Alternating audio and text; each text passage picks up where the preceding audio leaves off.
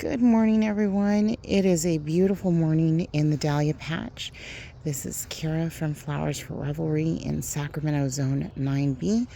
We are very, very hot Mediterranean climate, but we have a nice week of really, really wonderful May weather coming on board. I'm very excited because my birthday's this weekend. So this was the one dahlia that I was dying to get a hold of this year. This is KA's or Santa Cruz Dahlia's new honeycomb release, and I got this plant as a cutting from Stonehouse. I believe it was Stonehouse Dahlias, and it is a monster. I will just say it is crazy strong. The plant is absolutely gorgeous. Oops, sorry, in the shade. It is just taking off, and I tipped it, and it is still just monster production. Worried the stems are going to get a little too thick, and I've been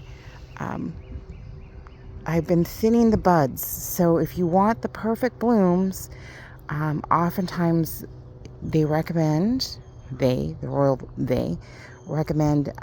thinning the buds out. So let me show you what I mean by that. So here you have the main or strong or older bud right here, and then you have this little one on the side. And oftentimes what happens is this bigger bud stays kind of short, and the side buds actually get longer. And I'm looking for, the most perfect bloom and the longest bloom. So I'm going to go ahead and take this little guy off while she, whatever, is still very small. So you can see I just popped that little guy off, and then this bloom will hopefully elongate. And you can see I've done that on some of these, and I've got this one right here, and then I've got all these new stalks coming in, of new blooms coming in, and I have thinned these down to one bloom, so you can see the scars from the old blooms, the original blooms. But this one I didn't, and you can see it's got some competers coming in play. So and then this one has got a little one in here, and that's just so that they will focus all their energy on the main bloom and won't waste it on secondary blooms. So hopefully that makes sense to everyone. I have some dahlia friends that don't thin all their blooms because sometimes the plants are just so strong and the buds are so strong that that's not necessary. But I am trying to be a traditionalist here and thin these down until I see how these blooms perform.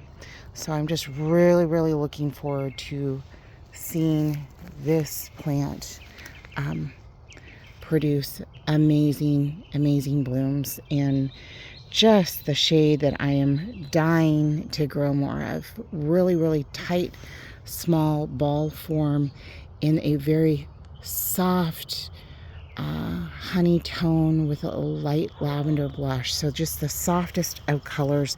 Really excited about this. Hoping to get really great tuber production.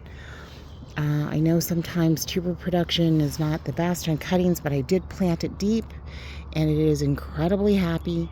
So there are no excuses not to produce amazing tubers. And we shall see. I'm hoping it's a good tuber producer.